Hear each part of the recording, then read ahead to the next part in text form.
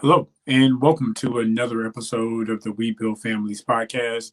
This podcast is designed to create a space for us to talk about everyday issues that all Christians face that we may not have the opportunity to talk about in church. I am your host, Pastor B. And on today's episode, we are going to focus on what I believe to be the most important component of communication, and that is listening. All right. Right before we dive into today's episode, I do want to thank you guys so much for listening and watching this episode via YouTube as well. If you have not yet subscribed to the YouTube page, please make sure that you go to YouTube, search for Brian Mitchell, the We Build Families podcast, and just make sure that you like, share, and subscribe that, as well as everywhere where podcasts are available. Make sure that you listen, download, and subscribe to that as well. All right. So today's episode is the post vacation episode. Me and my wife, we went to Vegas about a week and a half ago now.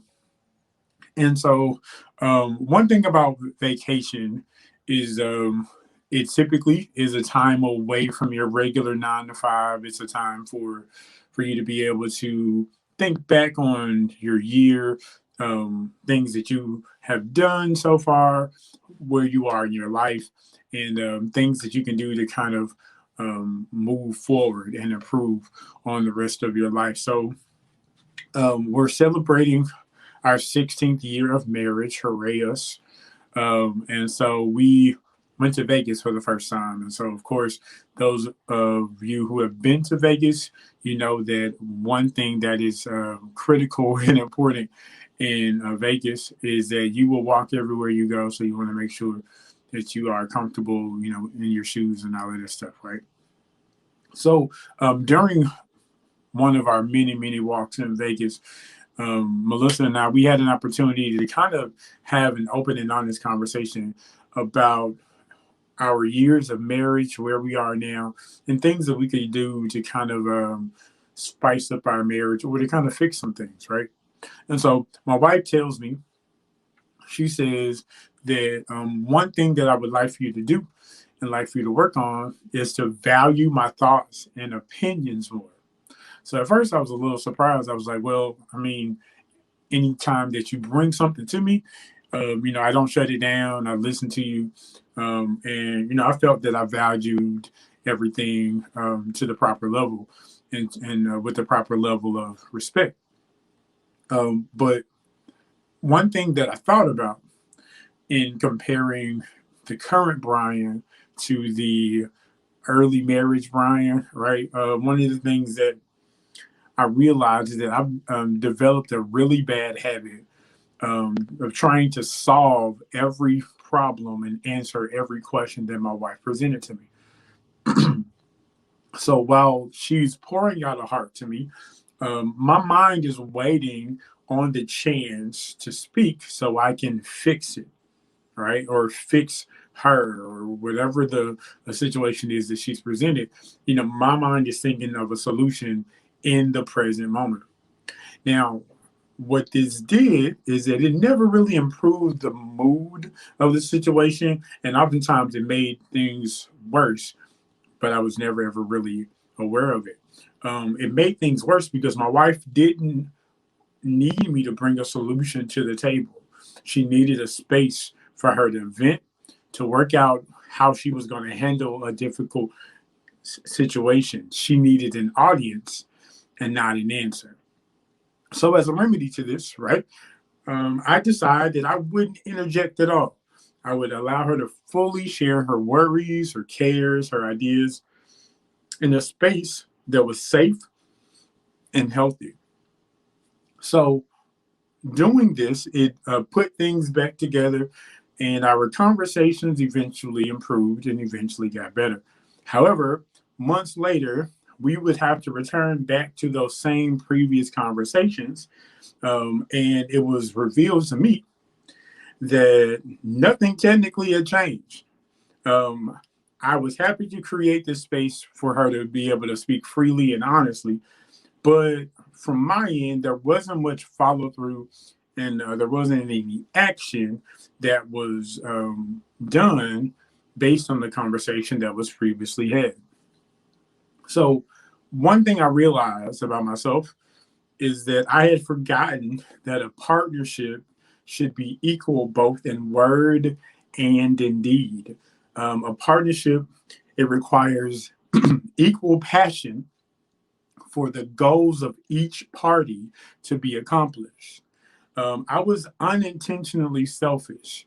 I realized that in focusing on being a solution expert every single time was me being selfish.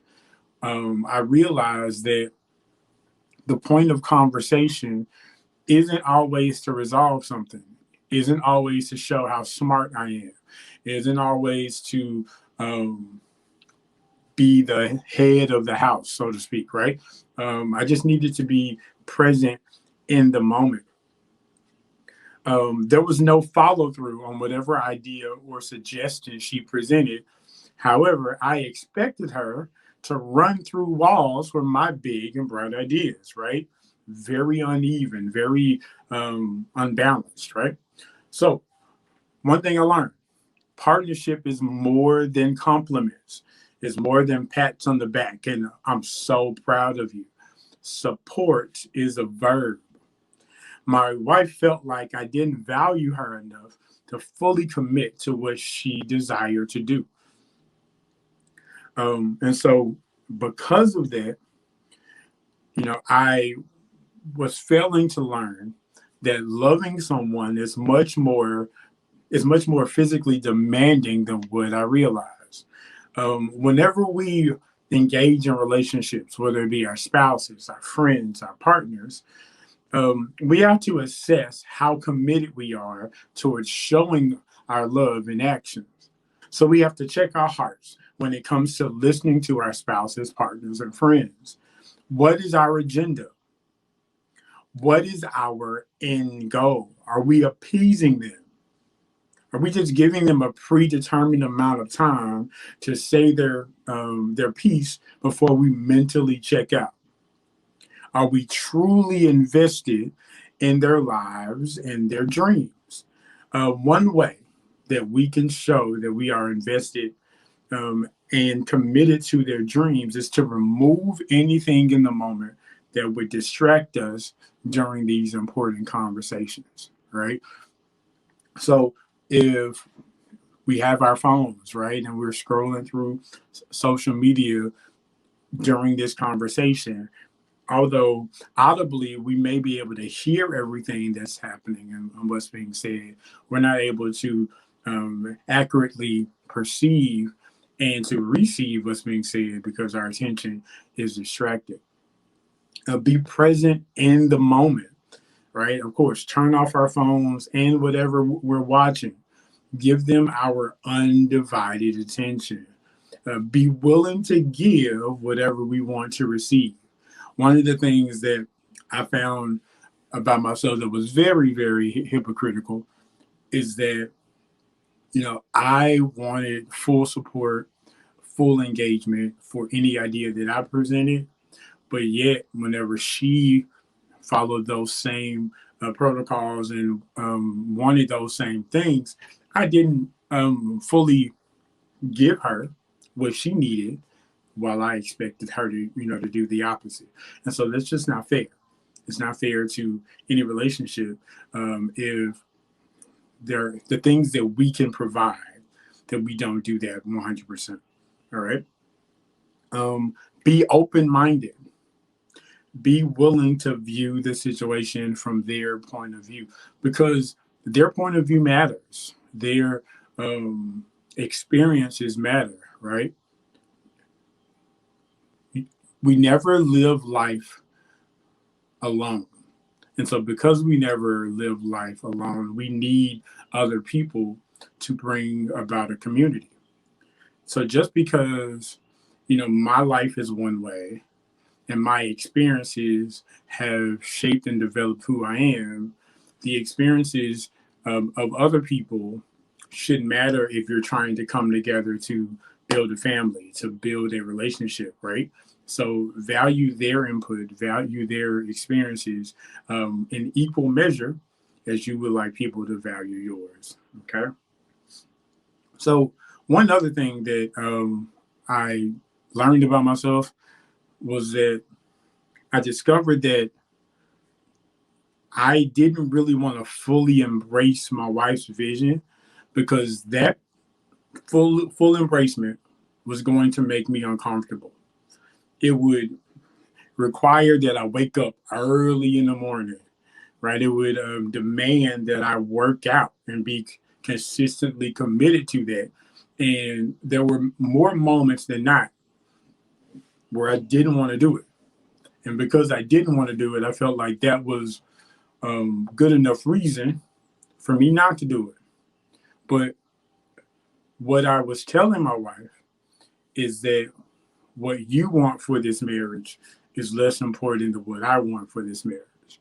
What you want for me is less important than what I want for me, right? Again, it's a lack of proper value and lack of proper realization that my wife's opinions are equally as important as mine, right? Um, Although God has given the authority and the responsibility for husbands to lead the family, we're not leading by ourselves. My pastor says all the time, if you're leading and no one's following you, you're just taking a good walk, right? So we just have to make sure that we are not so self-centered that we think that we're leading and we're directing our family in a way when our families are looking at us like, I have no idea what you're talking about. And I'm not really wanting to follow you because you have no direction. Okay. So again, I became much more focused on what I didn't want to do. And I hoped that my verbal support would suffice. Crazy, right? The last thing that we want to do as spouses is to make our spouse feel isolated and disconnected. The worst relationship that you can ever be a part of is one that's dead with two living people. My verbal congratulations fell on deaf ears and I didn't even realize it. So, if you are wanting to create a spark, create a um, a new shift in your marriage or in your relationship or in your partnership, I challenge you to uncomfortably and intentionally re engage with your spouse or your partner. Disengage from any draining and distracting activity that shifts your focus and engage in fully involving yourself in whatever project, activity, business venture your spouse presents. Better days are ahead. I believe it. We just have to be willing to not just commit in word, but to commit in deed, right? Understand that our commitment to God and our commitment to our families are the most important things in our lives, right?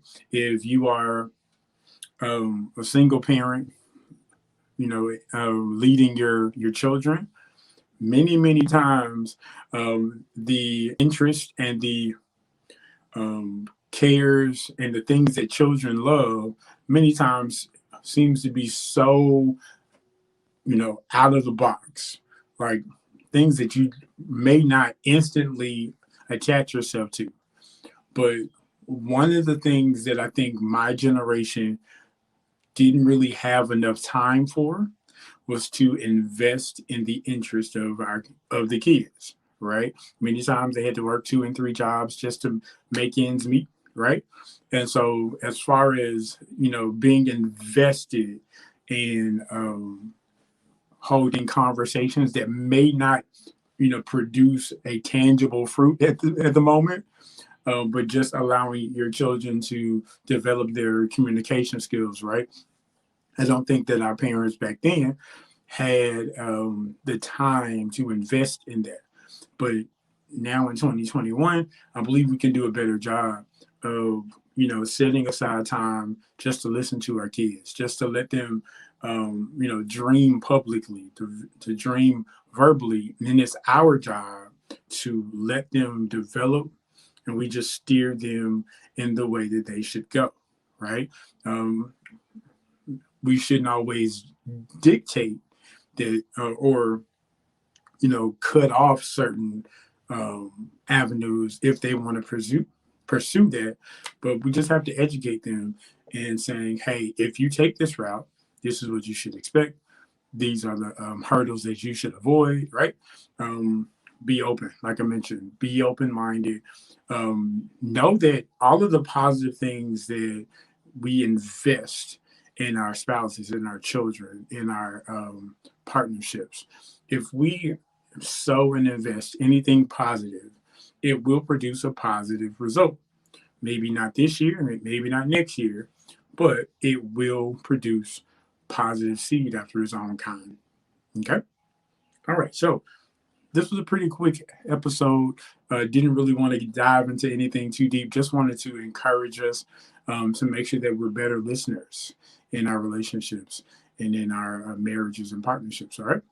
All right. So if you're watching this, you can see we have merchandise, guys. Our first original shirt for the podcast is now available. If you can go to our Facebook page, the Webuild Families Pod, there's a link that you can use to order your shirts, and all of the pricing information is there as well. So please just make sure that you show your support by purchasing merch. All right. All right. And then, so lastly, of course, this podcast is available everywhere that you listen to podcasts. Please make sure that you download and you subscribe to this podcast. And we also would like to know how we're doing. So please make sure that you go to podchasers.com, search for the Webuild Families podcast, and leave us a positive comment or anything that you would like to see us talk about on the podcast as well. All right. So thank you guys so much for listening to today's episode. And until next week, peace.